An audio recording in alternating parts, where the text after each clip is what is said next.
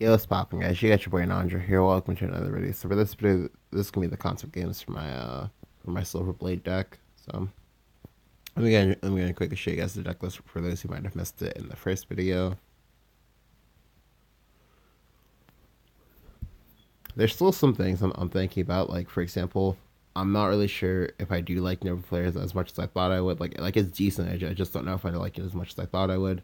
The other thing is trying to find maybe space for Happy Pigs. Just this way, I don't like mess my T drop or something like that. And also, of course, maybe trying to find some way to find extra space for another Silver Blade. So I think what I might ultimately decide to do is I might go ahead and drop the two Nova flares, or at least one, and then either add in a second Silver Blade or like a Happy Pig, something like that. So I only played 3 games yesterday. Like I've been kind of tired, and even right now I'm like half like asleep. So sorry about that. Anyway, I played versus. Right, so I played like 3 games. Well, really 5 games. I lost 2 of the games versus Shadowcraft. I don't feel like showing these, not because I like misplay. Well, in one of them I folded and I lost as a result. But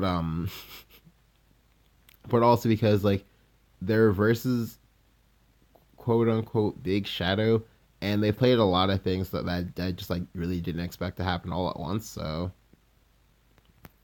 yeah, like they played the combination of like Ektar, Thane, Cowie, like pretty much like every single Shadow 7 drop plus Zeus, Baja, and like Israfel on top of that. I that's a lot of things to deal with at the same time, especially when it's coming from like a mid range Shadow package. Anyway, so in versus Haven in this first game, yeah. So this game, like I make some like questionable decisions. So I believe I said to keep Professor. Professor's honestly really good versus Haven. I find, at least in like my initial testing, especially now in this format, because like in the last format, you you could go ahead and you could make a Professor board versus Haven, but they would just like Tribunal. Sorry, not Tribunal. They would just Themis it away. Uh, you know, uh, just Themis, bro. But now they don't have Themis, and now they also play a significant amount of creatures that happen to have three attack. So when you evolve the Professor, you're at 7. You're at 7 HP. So 3. So 7 - 3 is 4. That means it's out of scripture range, and that usually just puts some. It usually puts a lot of pressure on them to deal with it. So I full kept this hand. Again, full keeping this hand is a mistake. I'm only doing it to prove a point. So I play out Witch's Cauldron. He plays a Happy Pig. So Happy Pig is one of those cards that, like everyone knew was going to get played, and it is being played. Particularly, I believe Portalcraft and Havencraft are the two like big players of Happy Pig. I sometimes see like Shadow play it as well, but I'm not really sold on that one. So here I played a bunch of telescopes looking to find a T drop that I should have like drawn naturally, but I don't find it. This causes me to trigger the cauldron. It now means that I have to find another T drop or 3 drop, otherwise I'm gonna be in a lot of trouble. It also means that now I can't concentrate. I can't concentrate for a play on 4 either, because if I do, I'm gonna overdraw. He plays like Grimnir here. I don't care about the Grimnir. The Grimnir's whatever.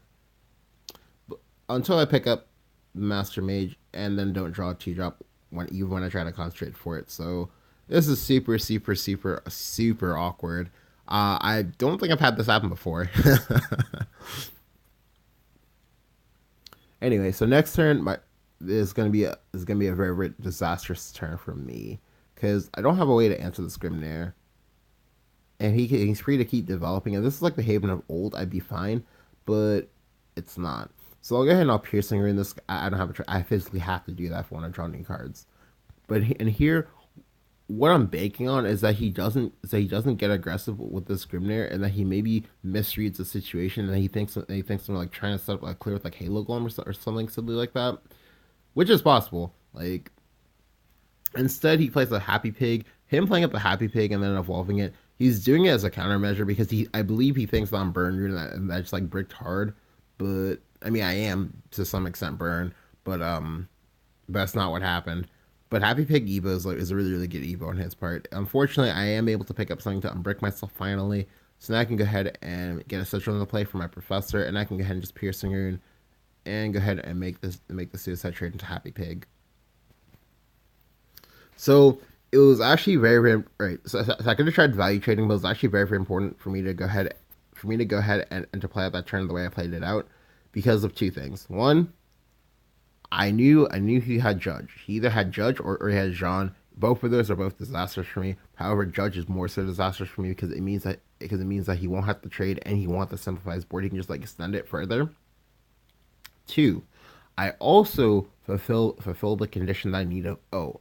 My opponent put two creatures in the play, and both of these creatures are kind of valuable. Additionally, neither creature will put me into banish range. So now what I can do is I can go ahead and start off the game 6 turns behind, but yeah, I'll just go ahead and play up Professor. I'll leave up the Professor, trade into whatever I want. In this case, I believe I trade into the Bejeweled Tortoise. I get a token. End of turn, I get another token. He loses his 3/5. So now, if he wants to clear this board, there's a few ways he can do it. He can try to get lucky with the scripture roll. He can give me his he can give me an Evo. He can play Bacon John. He can play Dark John. It doesn't matter. Like this turn is gonna put him so far behind. And it's gonna like reward somehow let me stay. Not really reward me, but let me stay in this game despite having missed so many turns in a row. Yep. So he decides to go with the Tribunal, and then just go ahead and just leave me with the zombie in play, which is fine. However, that's a lead that I can go ahead and I can push off of. I have the Venus in my hand, so I'll go ahead and play that out.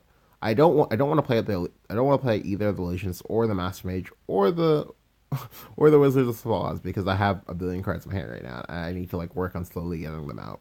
So I'll go ahead and use my last evolve on the zombie. You might be wondering why I'm doing this. The reason why is because like if he has scripture plus second tribunal, I lose my entire board and I lose any hope I have of winning this game. How I win this game right now is to go ahead and stick a board right now because I know he has to put a creature into play because he needs me to trade.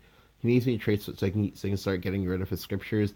He also needs to either pick up a second and third tribunal in order to still be fine. But most likely, what's gonna happen is he's gonna like remove one of these, and then he's gonna play a creature. If he plays a creature, I'm just gonna go ahead and use illusion just to get rid of it. That'll give me a token, and that'll let me keep popping off. So he doesn't give me a creature this turn. He plays the Gemstone Carapace. That's fine by me. I pick up the Carl. The Carl lets me develop a creature. This is very, very important because if I didn't do this, he would just slam Aegis and I would have lost on the spot, I think, possibly. He plays with a Curate here. The Curate's super, super annoying. However, that's fine. He finally uses one of the scriptures that we knew was in his hand for quite some time. So now here I have a few different options. The option that I'm ultimately going to go for is I'm just going to go ahead and just play up the Illusionist. Illusionist will go ahead and get me Professor. Professor at end of turn will consume this Earth Right to kill this Curate. I'll push for more damage. I'll get another token. The other nice thing is that like it makes it so I have a dummy roll for now for this Tribunal, and that is basically a card that I don't care if it lives or dies because it's going to die anyway. So and that's also very, very nice. I still have a billion cards in hand, and to be honest, I actually should have used the Piercing Ring this turn. However, it didn't occur to me to do so, so I just kind of spaced on it. Anyway, now I'm setting up lethal. He doesn't know it's lethal just yet, but if he tries to play creature, it's lethal. Yep. He plays on heavily Aegis because it's turn 10. Like he has to play Aegis by now if he wants to win Kappa. And now I just go ahead and just Master Mage space, and that's game. So even though I missed 4 or 5 turns back to back and didn't really do anything, I'm still able to take it just because double Professor is really, really strong when you have to when you're in a deck that has the 1-off board. Well, both for you and your opponent. I'm sorry. So the next game is gonna be versus Portalcraft. So versus Portalcraft, this match can go either way. If I was more burn heavy, I think I'd be favored because Portalcraft has literally no healing. The amount of healing that they have is literally tied to is just either tied to neutrals or Cog Spinner, and Cog Spinner isn't even played as a 3-up. So, however, because my deck actually requires board, there's a chance that I might go to extra innings, which means there's a chance if he's good enough that he might be able to set up a nice Saphira chain. A nice accelerating chain in order to get out a big Saphira, in which case I could die. So I snap kept that hand because it was a curve. It pretty much gave me everything I wanted. It gave me 2 sigils to work with. It gave me something to use one of the sigils, and then I picked up the Witch's Cauldron. So to be honest with you, only picking one of these cauldrons is good because like part of the issue with Witch's Cauldron, or rather part of why I find it balanced, is that like if you get quagmired into like sort of game states like this where we have a whole bunch of sigils, but no actual ways to actually use the sigils, like Cauldron is terrible, whereas Telescope is better in those situations. So I'll go ahead and I'll play the Silent Laboratory. Like I'm not gonna ban on Curve just because I can't I can't like immediately get value off of this sigil. Like you want to be playing for tempo, not value when you can. At least early game anyway. So I play the Carl, and here I was thinking about what it was that I could do in order to not get bodied here, because I kind of don't own the board because I went second, so I do have to like make some trades. I just have to figure out exactly what trades I want to make. Ultimately, what I decided to do is I decided to go ahead and play around Dimension Cut as opposed to Substitution. The reason why it's better for me to play around Dimension Cut is because like I know he copied something with this hand. Well, yeah, I know he copied something with this. I just don't know what he copied. I'm assuming he probably copied another singer. So if I play around Dimension Cut, that's better because it means that he can't just go 2-drop Dimension Cut on me, because he will be in Resonance next turn if I don't do anything. However, if he uses substitution, the substitution has 3 mana. The only other thing he can do with the 1 mana remaining is play mana production. I don't care about that because it's not actually developing anything. So I'll ultimately choose to take the value trade. If you also have substitution, that's fine. You know, you got me. But if you don't have it, that's fine too. Like I'll take that as well. He plays Automaton Knight and then makes a trade. So this is fine. This now sets me up to go ahead and Halo Golem into his dude. Yeah, like this is the board set I wanted to set up. So now I can just go ahead and evolve. So I know he has at least one puppet floating around in his hand. It's very, very good to try to keep track of puppets, or rather just try to keep track of what you know to be in your opponent's hand when possible. So he did actually have the substitution. Now he plays a puppet and matches the lion. Him playing matches the lion, it doesn't really tell me anything just yet. I do now know that there's some number of artifacts in his deck. I just don't know how many, and I don't know if he's playing Saphira. I don't think he is because I'm pretty sure you don't play that. But all right, so this turn was a big turn for me. So there are a lot of different ways to play out this turn. Well, I say a lot, but there's really like 2. You can either Halo Golem or you can Dwarf Alchemist. The Halo Golem is a little bit more aggressive. You do have plays they can go with it. However, I know how I want to win this game, and I also know that I can take the line that I'm about to take right here, and it'll be fine. If he was pure artifact, I'd be really, really worried about him playing Machina on me this turn. If I was worried about him playing Machina, I'll go ahead and Halo Golem, because that'll mean that he'll give me his last Evo. However, the Machina will be at 3 HP, and I can just go ahead and clean it up with Master Mage. However, I decided what I want to do is I want to go ahead and try to fish for my Professor and try to bait him into committing into this board, because this is gonna be the first turn since like turn 3 or so that he's been able to like commit into the board if he wants to. Unfortunately for me, I pick up the concentration. The concentration is not good because picking up the concentration meant that I was going to overdraw, or sorry, playing the concentration meant that I was going to overdraw again. Instead, he plays another substitution and a Toy Soldier. I want to get rid of the Toy Soldier now. I do pick up the Professor anyway, and that's great. So I'll just get a hard slam Professor. I essentially get my Evo back because now he wants to Evo into this because it's at 5 HP. He's used 2 substitutions. Instead, he plays Otherworld Rift. I'm like, oh, okay, all right. Like, I mean, to be fair, I should have expected this. I just kind of forgot about it. That's all. Yeah, because like you physically have to play Otherworld Rift in order to deal with Dragon. So he uses 2 more puppets, and so now I'll go ahead and concentrate. Yep, I pick up some cards. I'll just go ahead and Halo Golem. I just choose the Halo Golem in space. It's really aggressive. To be honest with you, I don't necessarily need to do it this way. I could just play out the Carl and that would have been fine too. but I'm at full HP, so that's fine. I don't mind taking 2 damage. I just really want to try to coerce him into give me that last debuff if possible. But instead, he plays, I believe, the third substitution. Like, wow, okay, good. He gets face for 2. That's fine. I don't care. I pick up the I pick up either the second or third professor. I'm pretty sure it's the second professor. And now what I'll go ahead and do is I'll just kind of evolve it and then play out the sigil. So now I get my check mark off. I get 6 HP professor, which is very very difficult for Portocraft to deal with. I also get 2 tokens, and I have another zombie in play from something I did earlier. So now I'm in a spot where I can just where I'm actually stunning lethal. Granted, it's not like super lethal, but it's like soft lethal because he can deal with this board.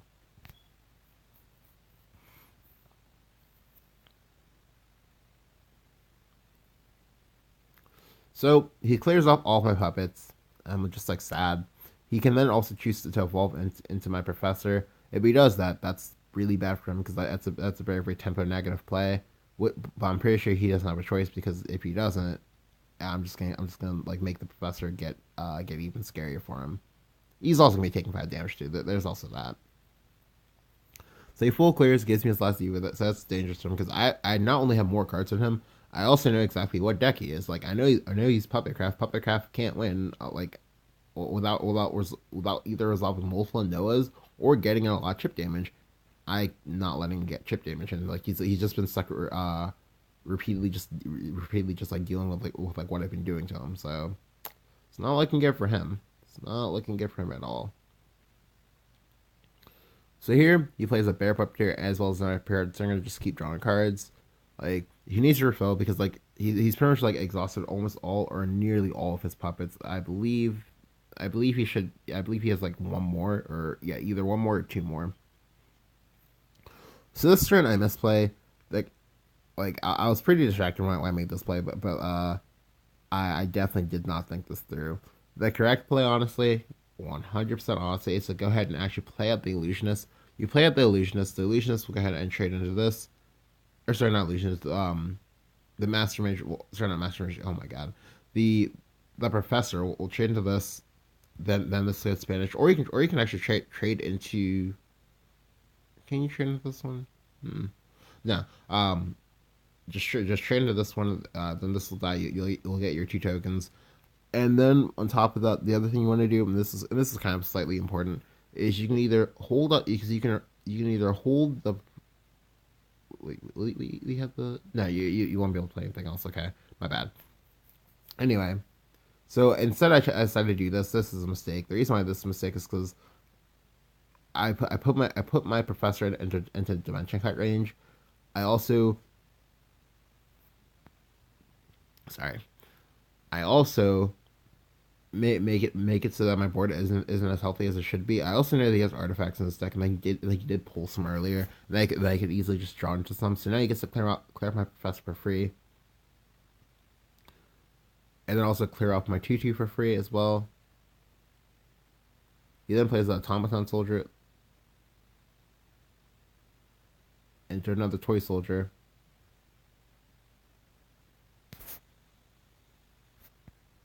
One second. Oh, he also did this wrong, by the way. The correct play is to play up the toy soldier first and then the automaton soldier because the automaton soldier is the fanfare. Anyway, so now I do get to do what it was I should have done the turn before, and not playing up the illusionist. So I'll get in trade. I'll get face. I'll clear the toy soldier. I get another token. I draw a card. Yeah, a lot of little nifty things all at once. Now I'm also threatening lethal now. So you kind of did need to Baja this board. However, you just play it no instead.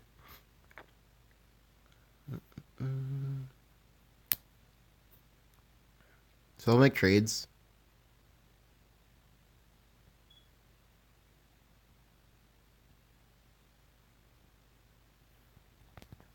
I was really surprised by his decision to go face, especially when I know that he has possible things he could have used to ward up instead. Because now I can kill him. Like, I can actually just kill him. Not really sure what happened here. However, I do miss lethal because I didn't take the time to do the math. I should 100% taken the time to do the math. I just was really out of it at the time. Anyway, I just went ahead and Master Mage him. Like it's like soft BM. I just did not think about it at all. He plays the second Noah here. So this time, like he's gonna have to try to go face here because if he doesn't go face, like he can't possibly win because like he has to commit a lot of puppets to do this. So I would definitely go face here. Like I actually just would have gone face with everything to be quite honest with you. Yeah, because then you would have dropped me down to 8, and then it's like more possible that a third Noah can kill me finally. Anyway, so here I just go ahead and piercing him twice. Yeah, really sorry about the BM or accidental BM.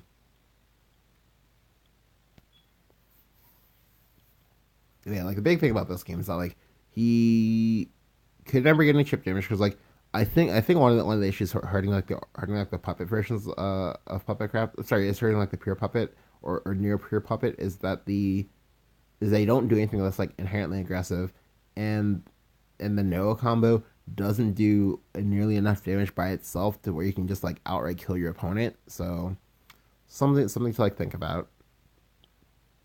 Anyway, here we're gonna sorry about that. We're gonna go ahead and go on to the last game, which is another Haven game.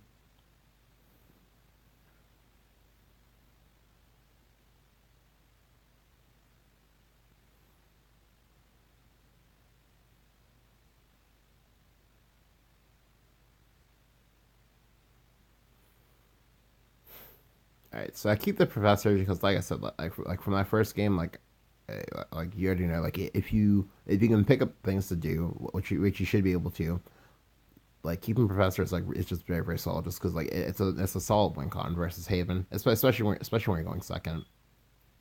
Like it doesn't really matter like if I pass like a few turns just because like I have a lot of like reactive things in here that I can like let me afford to do so. The reason why I'm not the reason why I'm not playing out the telescope is because I don't need to do that because I'm not like worried about well what do I do if I draw a magic illusionist or whatever like because I'm not worried about that I can just do whatever I want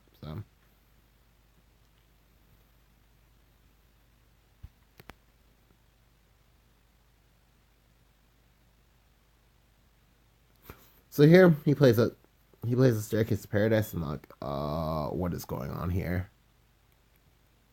So basically, he basically played a 2 mana draw 3. The reason why it's a 2 mana draw 3 is because like he has Snow White. The Snow White pretty much guarantees that that's going to proc either next turn or the turn after next turn. So I pick up Stella here. I'll go ahead and draw some cards. Yep, I'll go ahead and play up the Stella too. I'm not going to evolve it. I possibly should have, but I chose not to.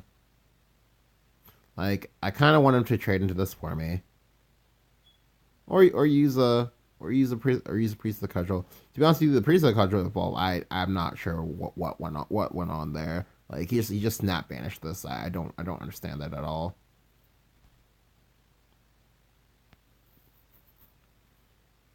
Okay, so this turn I misplay. I believe that there was like there had to be a better play here. I just probably missed it somehow. So okay, there we go. So the better play possibly is to go ahead and just play out the Curl, play out the Scorpius, evolve Scorpius, and then trade somewhere. Probably into this guy. The reason why you make this play is because this way you only have one creature in play. He's well, sorry, you have two, but like, but for argument's sake, you only have like one, because he's gonna clear one of these somehow. Anyway, so you invite him to want to go ahead and maybe say play Judge of Retribution, then maybe say evolve the Judge of Retribution. If he does that, that's like fine. Um, but yeah, but there's definitely like a way I possibly could play this out better.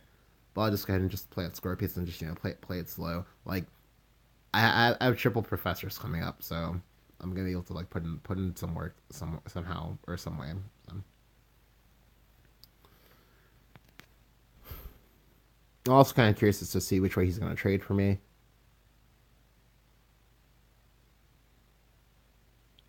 All right, so here he plays that Chaldean boar.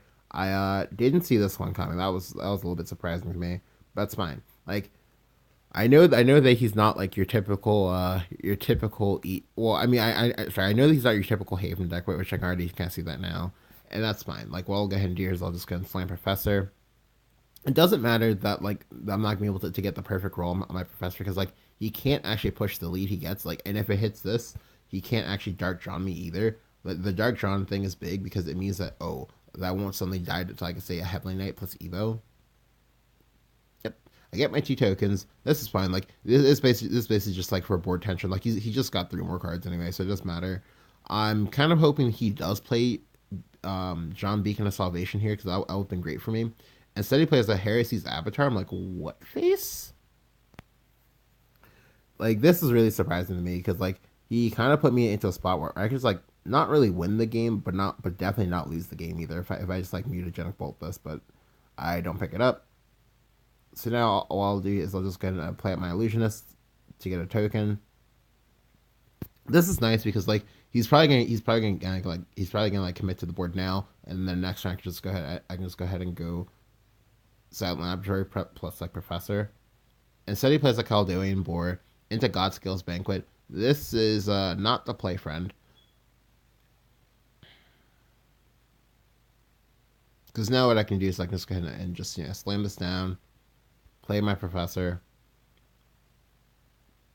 I'll just go ahead and trade. I can evolve to go face, and in fact, I probably should evolve to go face. I'm not sure if I do though.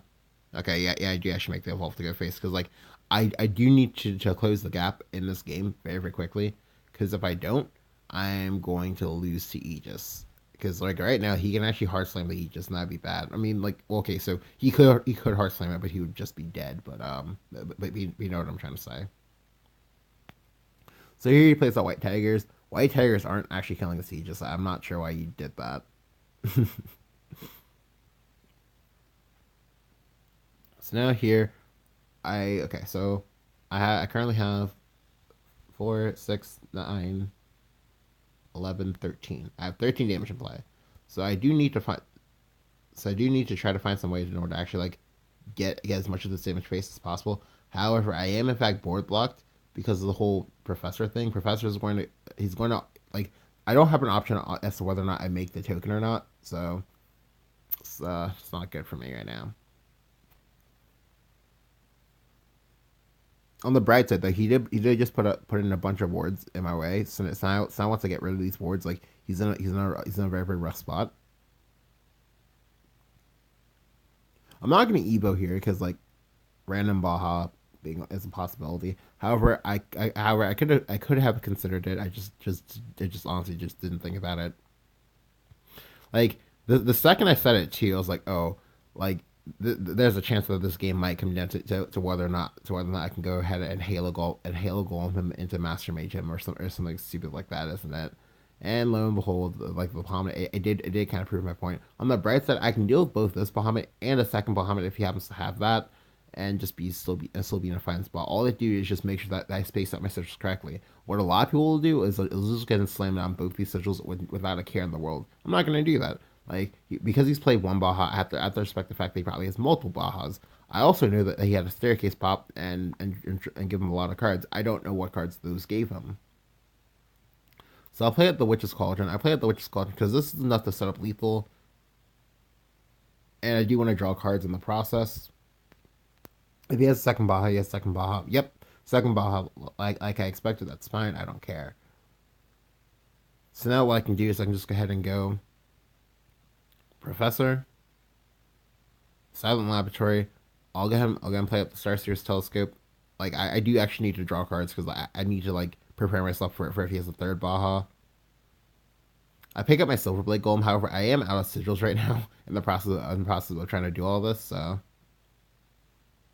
but I am yet again setting lethal. He plays a Tribunal. Unfortunately for me, the Tribunal is going to be a full clear onto this board. He also plays a Gemstone Carapace. Again, super annoying because it's going to be a full clear. Alright, so here I pick up the Piercinger, and the Piercinger is actually really big because like it means that I just need two more damage in order to kill him. So what I'll go ahead and do here is I'll actually go ahead and I know he can't kill me from the spot that I'm at because like again, he's Haven. even if you wanted to play Summit, well, no, well, I lied. If he has the exact combination of Summit Temple, or if he has some way to get 2 damage plus, sorry, some way to get 2 damage plus the 5/3 Storm guy, then I'll die. But I'm not gonna take the chance, like because I know he's taking like all of the situations that I just listed. They all need like 2 cards. You can't top deck 2 cards in order to win. So yeah. So I just gonna put him to 2. At 2, that means he can't actually. Sorry. At 2 HP, he can't actually make a recovery because he always needs to play. He always needs to play Curate. If he plays Curate, I can abuse the fact that he played Curate and then try to make a recovery that way. Unfortunately for him, he goes to 2. He plays the Igena. Like he also then buffs it with the Aether of the Whiteling. However, unfortunately, that's not good enough because Igena only goes to 3 HP. So now what I can do is I'll just go ahead and go Halo Golem, or not Halo Golem, Dwarf Alchemist, evolve the Dwarf Alchemist, trade into the Igena, and then just go face. Honestly, with you, I didn't even need to do all that. Like, I could just like play that the sigil and then Halo Golem or something like that, and that would have been fine as well. But yeah, I'm able to take this game. This game is like a lot closer than I should have been. I should have just made the evolve instead of like holding it back because like it was one of those like I was so far ahead. So I just wanted to like be conservative, but like as I keep saying, the scariest Bahamut is Bahamut that just kind of comes out and you just didn't expect it. Like granted, this deck however like does very very well with Bahamut as long as you like space out your as long as you kind of like space out your professor taboo plays and just like kind of go off that. But yeah, if you enjoyed the video, go and leave a like, go and hit subscribe, and if you haven't, let me know what you think about Dirtt in general, I guess, down in the comments below. And also let me know what you think about Silverblade Golden. Do you like it? Do you hate it? Do you love it? Let me know. Thank you guys for watching. I'll catch you guys next time.